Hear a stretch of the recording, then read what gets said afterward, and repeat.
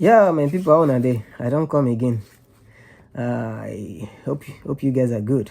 So today I want to briefly talk about this 8,000 naira palliative from the federal government to cushion the effect of the subsidy removal.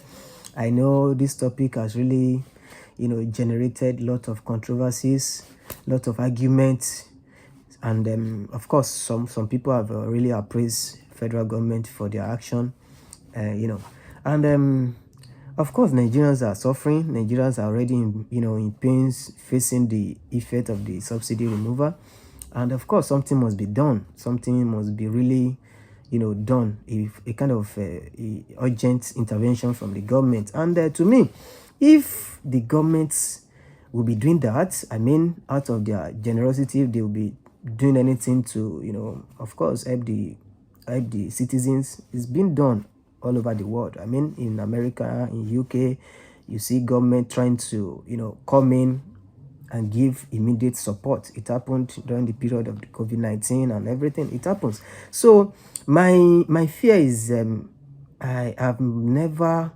maybe because of the way we manage our cash transfer. I mean, cash transfer from government. I've never been in support of cash transfer to citizens. I mean, even judging from the traders money program, which lot of billions of naira were not accounted for. I mean, there are a lot of controversies about the data that was used during this time to distribute 10,000 naira to the market women, and so I've never been in support of cash transfer, and reason being that it won't solve the problem. To me, it won't it won't have any meaningful effect. I mean, considering the amount of money, I mean 8,000 naira, and the modalities, the data that they will be using, that the government will be using. A lot of people have been criticizing the data. How do they come about this data? They call it the poorest of the poor. Who are the poorest? Who are the poor? Let us even define that. And who are the poorest of the poor? Because if you ask anybody in this country now, nobody is willing to tell you, oh, I'm rich. Everybody is poor. Even the so-called politicians were still able to even stock our the food that were meant to be given to the citizens during the COVID-19. So it means they are also poor. It means they also need this food and everything. We see some politicians, how they were able to hoard some, indomines, some unreasonable things that. So I've never been in support of this for obvious reasons. And if governments really want to engage in helping the citizens concerning this aspect, I mean, if government will be providing immediate relief, I think government should focus their attention more on subsidizing other aspect of things in the country. I mean, other services. Of course, one of the reasons we are condemning subsidy on petroleum, on crude oil, is that there are a lot of scams, a lot of fraud that is associated with this program, whereby Nigeria government will subsidize money for petroleum, and it will be transported down to the neighboring countries, Cameroon, Benin Republic, and then so of course government can still subsidize other aspects.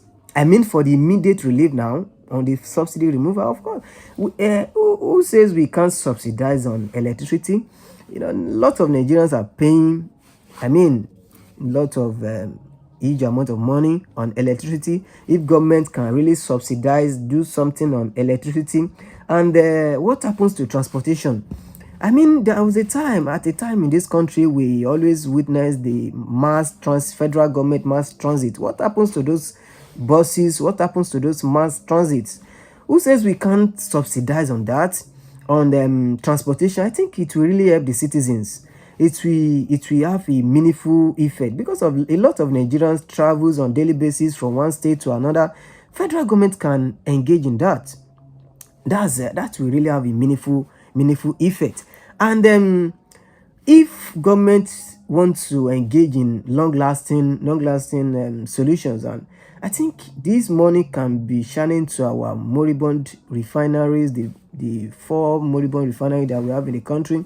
What happens to the Kaduna refinery? What happens to the Port Harcourt refinery and some other refineries in the country? What happened to this refinery? And if these refineries can really come on board, can start working, a lot of Nigerians will feel the effects, the positive effect of all these things. So I want to believe if federal government really want to help this situation, federal government should divert their attention on other things instead of giving cash transfer, which has never been productive, which has always generate lot of criticism, which has always generate an avenue to siphon government money. Because a lot of people have been asking, who are the poorest of the poor? How did they come about this list, this 12 million, data? A lot of questions, a lot of questions have been asked, and of course, government is not even coming out to even express or tell the citizens the modalities, the things they'll be using.